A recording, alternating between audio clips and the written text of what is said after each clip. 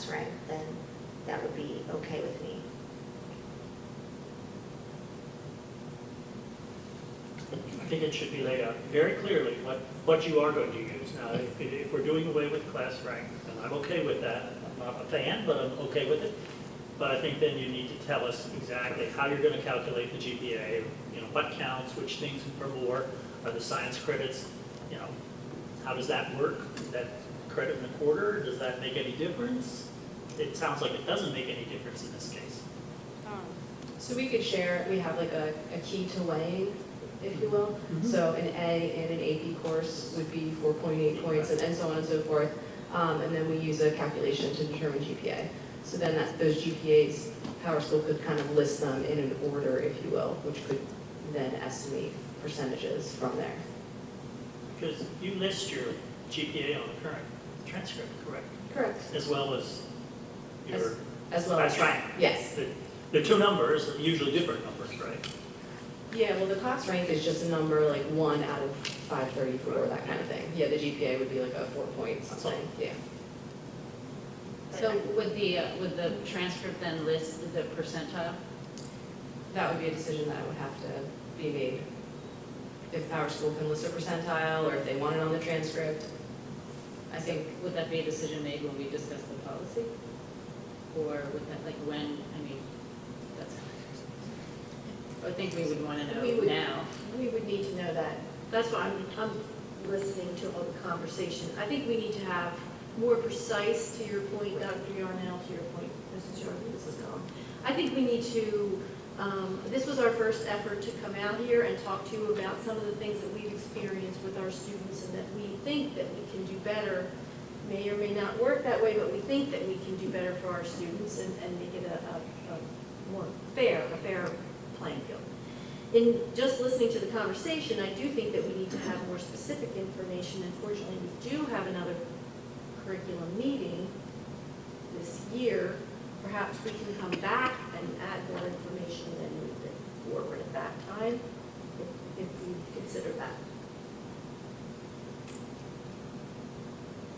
Okay, that's fine for people who think. I'm fine with that. And this is a complicated subject that no matter what way you go, you're going to make some people unhappy and some people happy. Yes. I think that all the information that you gathered was very thorough and detailed, and you really went above and beyond in reaching out to and looking into exactly what the colleges are looking for, which is the whole point, right? So, and it looks to be the most beneficial situation for the kids. So thank you for all the work that you put into it. I appreciate it. Thanks. Yeah, so I think that's a good idea that if we come back, we put it on the June meeting again with details of specifically how it would look and maybe some of the things that you said was in the process of, recognizing students at, graduation or their senior year, that some of those details would be worked out. And then some things like, independent study, because you mentioned that, Mr. Tripucki, but that actually doesn't, I don't think that it counts in, because independent studies pass fail, right? So that doesn't ever count in their GPA or their Correct. class rank. Yeah. So anyway, so all of those details. So I think it's then if everyone's supportive, so, now you were providing the reasons for doing it. So now let's see the plan at the next meeting, and that'll allow the public, anybody who wants to weigh in, it'll give people time to weigh in before the next discussion. That sounds good to everybody. Yeah. Okay. All right, so we will see you back again then in June. Thank you. Thank you very much. All right, so the next item on the agenda is high school summer reading. Mr. Tripucki again.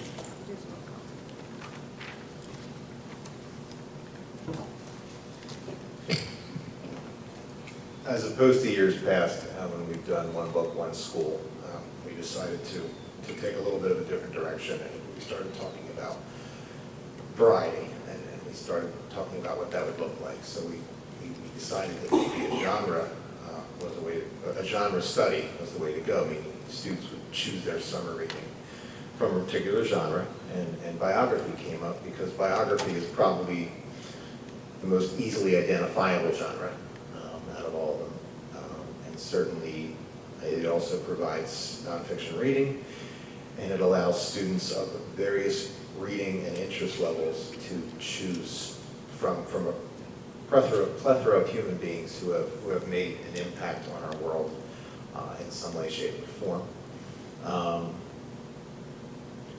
We certainly would encourage families and students to have conversations. Teachers have begun to make recommendations or suggestions, I should say, based on what they've read. We're creating a list of books that would be, recommend or suggested reading. But certainly if a student wanted to select something else, that would be an issue. But we also see it as an opportunity to embrace many different interests. Obviously, the list is huge. You can choose from athletes, engineers, world leaders, whatever it might be, people who've impacted society in many different ways. And certainly there's plenty of rigorous reading out there for students who are at that level. And there's other reading out there that contains the same amount of interest, but maybe more reachable and accessible to students who might have a little more difficulty, or that might just be a little more reticent with reading in general. Saying, okay, well, you know what, so I can read a book about this athlete that I actually like? Yes, we can. I think that'd be a great idea. And what unifies it for our teachers, when students come back, is talking about the challenges and the life that this person has led in terms of how they made their ways to success. I mean, we would assume if someone has a biography written about them, there'd be some level of success to their life. And looking at those types of successes, what lessons can students take from that life? What surprised you about them? And I think it's important for students to see and look beyond the superficial image of significant human beings in our world and see that there was a story, there was a struggle, there was a family, there was a breakdown, there was a bankruptcy, and whatever it is, that these people who seem unreal in so many ways to our students can then become humanized to them, but also understand that in their own lives, success can be attainable by working hard and not letting go and all those things. So I think there's a lot of great information students can gain from that. And again, it's nonfiction reading, and teachers have suggested, and we've talked about looking at many different biographical authors that are more famous than others, John Meacham, and David McCullough, and Walter Isaacson.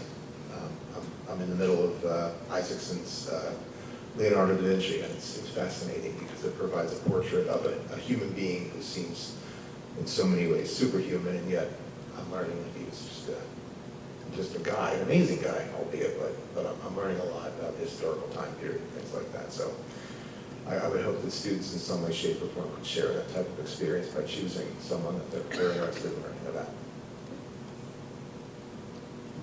Sorry, questions? Any questions?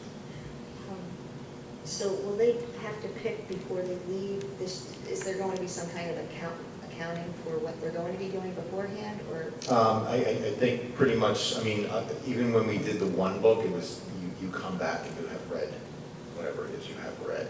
If a student has a question, that book's not on the list, we're going to encourage them to contact somebody and just talk about it a little bit. We can't possibly list everything that they could possibly read. You can imagine the amount of books that are out there. We also have a lot of books on hand.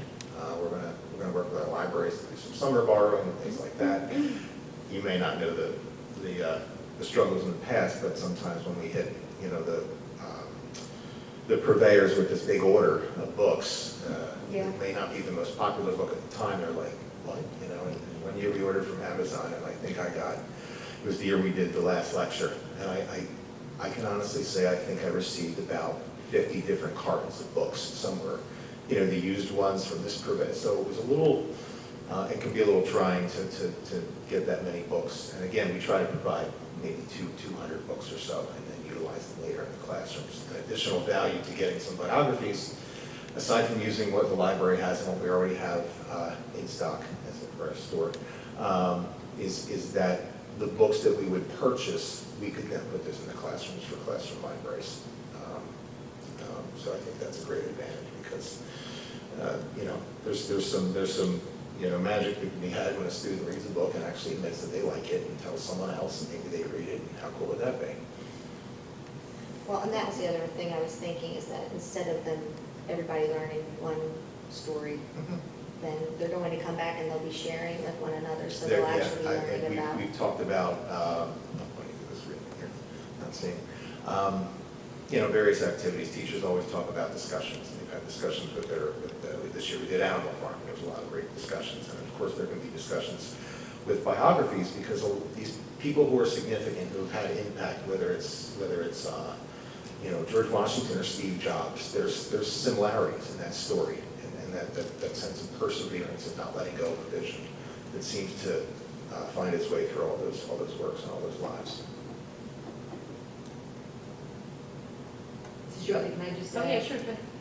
One of the things I like about this, Mr. Saplicki, is the fact that one of the goals of the social and emotional learning driving team has been to help students find purpose. We talk about, and Dr. Scheid is on that team, how so many of our students get misdirected or they feel down, that, why am I here at school, what am I doing? And I think having them do this could be a sense of purpose. These people are inspirational, so it may just give them like, hey, that person could do it, I could do it too, and maybe find a career in the process. Yeah, I think, again, like I stated before, humanizing some of these superhumans is actually a positive, because it makes students feel it's possible to accomplish something in whatever regard they want to accomplish something. I think this is a great idea, and I like that you're individualizing it, and they can pick something that's not on the list, which is going to make it a lot more work for the teachers, but a much more personalized experience for the students, and I think this is a great idea. So do we need to vote on this, Dr. Scheid? We'd be voting on genre. Right. In the past, we voted on using the books, so that we couldn't really vote on books, but that we agreed that the genre is appropriate. So that would be a motion on the May 14th meeting? Everyone's fine with that? Okay, all right, thank you, Mr. Triplicki. All right, next is Donors Choose proposal, Dr. Scheid. Thank you, Mrs. Yardley. If be so kind to let me read this letter. We have a first grade teacher, Kristen Otto, at Sellersville Elementary, and she has asked that the school board considers her proposal for Donors Choose. She is saying, as she has worked through the school year, she's noticed that one of our biggest needs in the classroom is her meeting place. Her current carpet is aging and does not provide adequate space for all her students. Her project is ready to go live pending school board approval. Her first graders and she appreciate support and help in this endeavor. She says, my first grade classroom is centered upon building thoughtful learners and careful listeners. One of the places where I work to build our classroom community is our central meeting place and our carpet. So she goes on to talk about the need for that for her students. The Donors Choose items I have requested will help create a learning environment that is inclusive of all students. And in quotes, the spot for everyone classroom carpet includes enough space for 30 students. The wobble cushions will give these students who need a flexible seating option the movement and mobility they need in order to focus and participate. So she's asking to please consider that, those, and the actual spot for everyone classroom carpet is $479. And the Flex Space wobble cushions, there's 3 of them, an orange one, a green one, and a blue one, and they're $44.97. And the total of her project goal would be $768.38. And with your approval, we move to motion to approve that, she will start. Thank you. Oh, I just want to, it looks like she has 9 cushions, 3 of each one, so 9 total. Okay. Yeah. Yes. But yeah, all the other numbers are Three correct. would be enough. Any Yeah. comments or questions? No, I'm just wondering what the cost is for the donation to help reach more classrooms. Why it's one, you see that? I'm assuming that it's just what is listed there, but I don't know why it's on 115. I'm just curious. On the third page, Yep, itemize You that? know, donors choose have that as a suggestion to help. Okay, You can either do that or not do that. okay, that's what I. That is something that's optional when you participate in donors choose. Any other comments or questions? So if everyone's fine with that, it'll be a motion on the May 14th meeting? Okay, all right, I see agreement from everyone. All right, and the last item is summer programs, Dr. Scheid. Thank you, Mrs. Yardley. We have the same summer programs. We've added programs over the year. This year, all remains the same. We will have our extended year program at North, and that is from July 2nd, and it runs actually through to August 2nd. The times are 8 to 12, and for those students, Pennridge School District does provide the transportation, and all costs are paid by Pupil Services Department. So that's an extended year program. ESL, or English as a Second Language, will also be at North, July 9th through the 12th, the 16th through the 20th, and then the 23rd to the 26th. Our times will be 8 to 12. They also have scheduled field trips that will run into 2 o'clock. The transportation is also provided by Pennridge School District, and the costs are embedded in the ESL department budget. Our summer school that is run by Mr. Vogel at the elementary level is also at North. It runs, we have 4 weeks, 9 through the 12th, the 16th through the 19th, the 23rd to the 26th, the 30th and 31st. They're also 8 to 12, and we provide the transportation as well, and that's $170 a week. All the costs that I'll talk about tonight haven't changed at all, so we haven't asked for any adjustments. This is what we have been doing. We are still running Camp Invention, and Mrs. Kaleza heads that. Camp Invention will be at Central Middle School. Week 1, July 16th through the 18th, and week 2, July 23rd to the 26th. That runs all day, that's 8 to 4. Parents provide the transportation, and that's $250 a week. We were able to give a number of scholarships for that program again this year.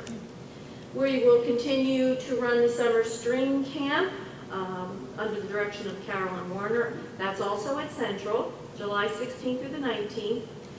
Elementary students are 9:15 to 10:30, and our middle school is 9:45 to 12. Again, transportation is by parents, and the cost is $75. And the summer band camp run by Joanne Apple, that's actually at North, August 6th through the 9th, 9:30 to 11. Transportation by parents, that's also $75. And the musical theater camp we are running again this year, that was very successful last year. Kim Stellino and Joyce Schellenberger run that also at Central. If you have any time in the summer, you can go see any of these. Really, really wonderful job. July 23rd to the 26th, 9 to 3:30. Transportation by parents, that's $150. Then we continue to run our Pennridge Summer School at the high school. There are several dates here, June 26th, 28th. These are all 8 o'clock to 11 o'clock. July 3rd and 5th, July 10th, 12th, 17th, 19th, 24th, and 26th. We also, the parents provide transportation. For residents, it's $85 for a half a credit, $170 for 1 credit course. And then middle school, $170 for 1 credit course at the high school. Non-residents is $115 for a half a credit course, and $230 for 1 credit course for the middle school, and $230 for 1 credit course at the high school. Again, this is informational. These are the programs we have run. Should we request a different one next year, we'll be back in the fall to talk about that. Thank you. Any comments or questions? So this is just informational, right? So there's no motion attached with this item. So I don't see any comments or questions from the board. So we are back to public comment. Is there any public comment? And so same rules as before, come up and state your name and municipality.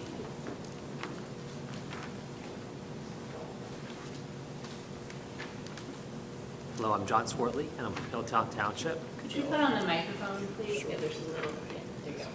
I'll try that again. I'm John Swartley from Hilltown Township. I want to start by thanking both the board, the administration, and the faculty for everything you do for our district. I grew up in this community. When I became a parent, it was important for me to move back here and raise my kids to this community. Through many different schools, I either went through myself or seen my children go through. The main reason why I came out tonight was because of wanting to hear a little more about the discussion on the social studies curriculum. Not so much from a merit standpoint of the quality of the book, but more so from a level of concern about the way within the community we relate to each other. It appeared from the outside that several of the votes at the last meeting were blindsided votes. I guess I would just really hope for better communication among our leaders.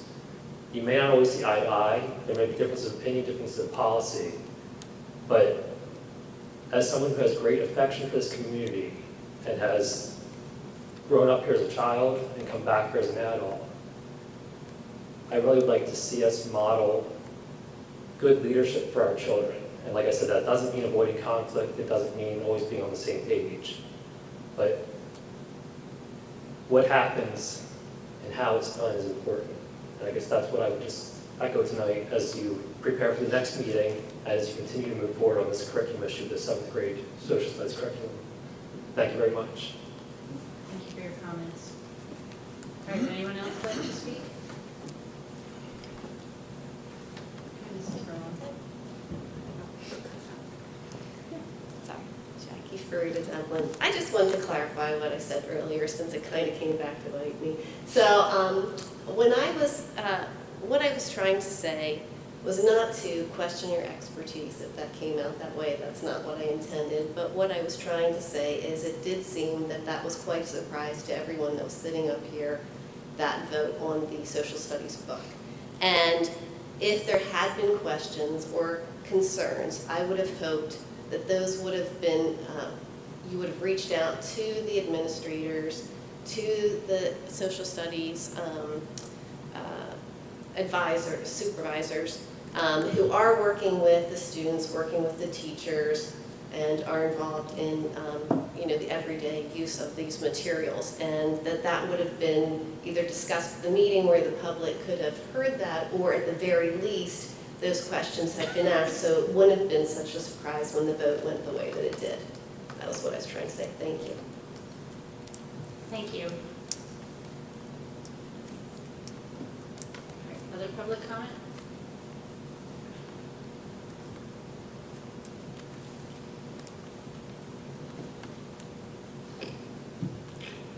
Sue Furlong, West Rockville Township.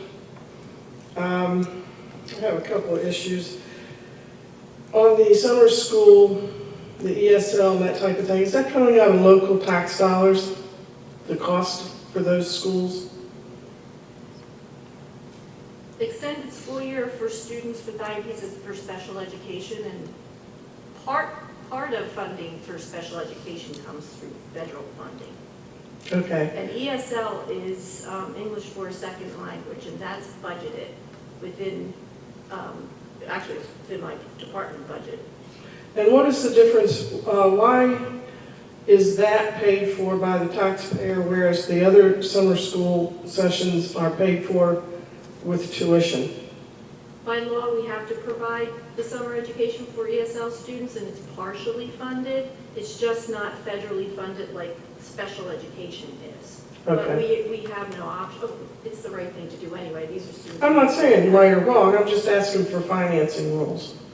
I guess the part that I was wondering about is the transportation. We're not providing that for the regular summer school, are we? That's parent. Elementary is, we do provide transportation.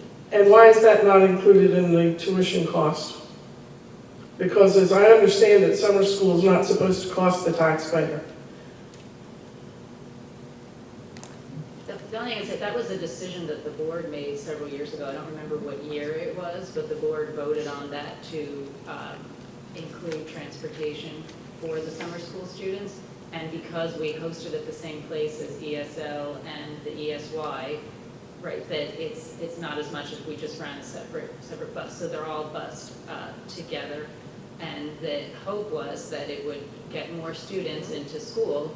That was the hope of the board. But it was voted on, and I believe It was around 2011, 2012 that it initiated.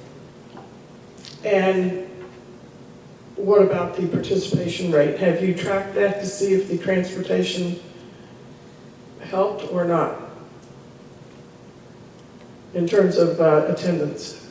Yeah, that's a question I've asked. Mr. Vogel could probably answer that better because he runs the summer school. So, Dr. Shai? He does. He comes every fall. Yeah. I think it's in September. Yeah. And he gives all of that The whole information. breakdown, the whole breakdown. Yes, he's very specific about the cost and the number of students, and if we maintain students, if we increase students. So that information actually is probably on the September curriculum.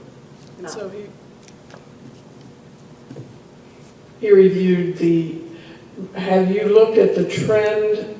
Because I know that we used to not have very good turnout. Transportation was one of the top 2 or 3 reasons that parents cited for not sending their student to summer school. And like you say, that was 4 years ago, so we've got a 4-year trend that you could look at. Has anybody looked at it, not just, one number at a time, but to say, okay, as people have realized transportation is available, has it made a difference? Yes, that we have been looking at trends. Every year, we add the next column, and we're looking at trends. So And what did you find? I have to go back to my notes. I really don't. We don't have those numbers here tonight. This was just information provided about locations and times. The costs were discussed in the fall, and so. Costs for summer school were discussed last fall? Yeah, at the end of the summer, they review the costs and say this is what we anticipate the costs are going to be next summer because they weren't changing. I don't know. Aren't you discussing costs now if you're saying you're including transportation or not? Yeah, Mrs. Sperling, the transportation's been included for several years, as we said. I know, but it should be included in the tuition for the summer school that is not required by law. It is not supposed to cost taxpayers money to send kids to summer school. Okay, thank you for your comment. We don't have that, we don't have the numbers, and I'm sure it'll come up again in the fall. Okay, I kind of feel like I'm getting brushed off. Any other comments? All right, the next curriculum meeting is Monday, June 11th. It is scheduled also for 7:30. The curriculum meeting, I believe, not the curriculum, sorry, the technology meeting, I believe, will be at 6:30. If that is held, and then the curriculum meeting will be at 7:30 on Monday, June 11th. Thank you, everyone, for coming. We are adjourned.